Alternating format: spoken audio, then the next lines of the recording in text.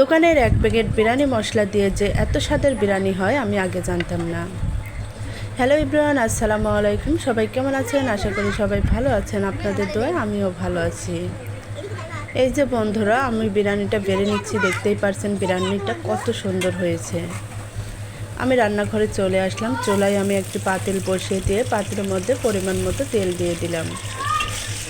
তেলের মধ্যে আমি পেঁয়াজ কুচি দিয়েছি, এটা আমি বেরেস্তা করে নেব। এই যে আমার পেঁয়াজটা বাদামি কালার হয়ে গেছে। এখন এর মধ্যে আমি জিরা আর আদা বাটা দিয়ে দিলাম, আর দিয়ে দেব এক প্যাকেট রাঁধুনি বিরিয়ানি মশলা। এটা দিলে আর কিছুই লাগে না। আমি মশলাটা কষিয়ে নেব, তাহলে যে মশলার একটা গন্ধ ওইটা থাকে না। আর যদি আমি মুরগির সাথে মাখিয়ে রান্না করি তাহলে একটা গন্ধ থাকে, ওটা আমার ভালো লাগে না। এই জন্য আমি মশলাটা ওদিকে কষিয়ে নিচ্ছি, আর এদিকে আমি মুরগির মাংস কেটে পরিষ্কার করে ধুয়ে আমি এখানে চলে আসলাম। এর মধ্যে আমি দিয়েছি টক দই আর পরিমাণ মতো লবণ দিয়ে মাখিয়ে রেখে দিয়েছি। আর এই যে মশলার মধ্যে আমি সামান্য পরিমাণ পানি দিয়ে দিলাম, যাতে মশলাটা ভালোভাবে কষানো যায়। আর আমি মাংসটা দিয়ে দিয়েছি, এটা স্কিপ হয়ে গেছে বন্ধুরা। আমি মশলাটা ভালোভাবে কষিয়ে তারপরে মাংসটা দিয়েছি। এই যে মাংস থেকে যে পরিমাণ পানিটা ছেড়েছে, এটা দিয়ে মাংসটা রান্না হয়ে যাবে। এই যে আমি ঢাকনা দিয়ে দিয়ে ঢেকে ঢেকে বারবার ঢাকনা তুলে নেড়ে ছেড়ে আমি মাংসটা কষিয়ে নিচ্ছি। মুরগির মাংসটা এটা বেশি নাড়াচাড়া করার দরকার নেই, অল্প সময়ে রান্না হয়ে যাবে। এই যে আমি পানির বদলে আমি দুধ দিয়ে দিলাম। যখনই মাংসের ঝোলটা প্রায় শুকিয়ে এসেছে, আমি এর মধ্যে পরিমাণ মতো দুধ দিয়ে দিলাম। এই দুধেই মাংসটা সিদ্ধ হয়ে যাবে।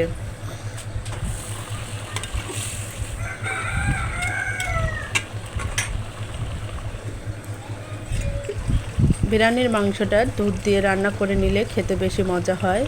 এই যে আমার রান্না প্রায় শেষের দিকে। এখানে আমি টমেটো সস দিয়ে দিলাম অল্প পরিমাণে। সসটা দিয়ে আমি নেড়ে চেড়ে দিলাম।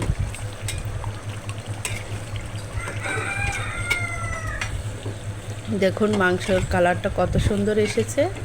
আমার এখন বিরিয়ানির জন্য একদম পারফেক্ট হয়েছে মাংসটা। এখন আমি এক সাইডে রেখে দিয়ে আমি অন্য পাতিলে পরিমাণ মতো তেল দিয়ে পেঁয়াজ কুচিটা দিয়ে দিলাম।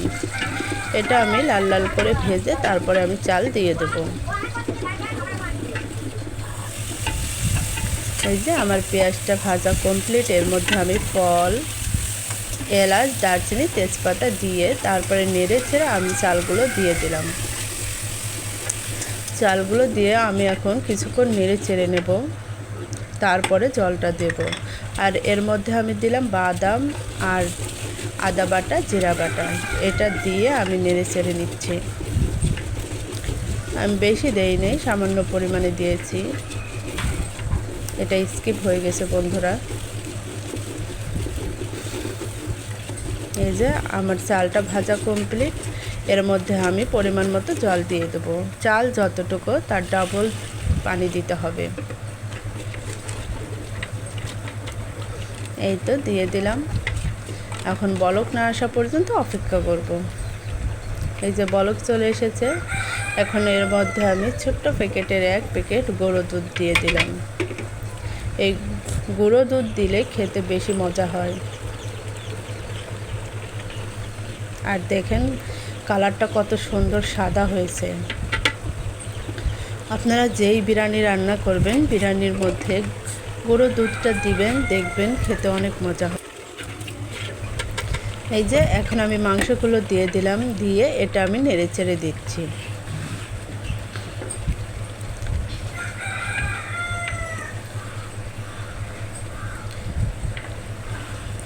খুব সহজেই চিকেন বিরিয়ানি রান্না হয়ে যায়। এই মশলা দিয়ে রান্না করলে কোনো ঝামেলা নেই। আমি মাঝে মাঝেই এভাবে রান্না করে খাই, আমার কাছে খুবই ভালো লাগে। আমার বাচ্চারাও খুব পছন্দ করে। এই যে আমার রান্নাটা প্রায় শেষের দিকে। এখন এখানে আমি পেঁয়াজ বেরেস্তা, কিশমিশ আর ঘি এগুলো দিয়ে, কাঁচামরিচ দিয়ে আমি নেড়ে ছেড়ে দেবো। এই যে সব কিছু দিয়ে আমি এখন কিছুক্ষণের জন্য ঢাকনা দিয়ে রেখে দেব।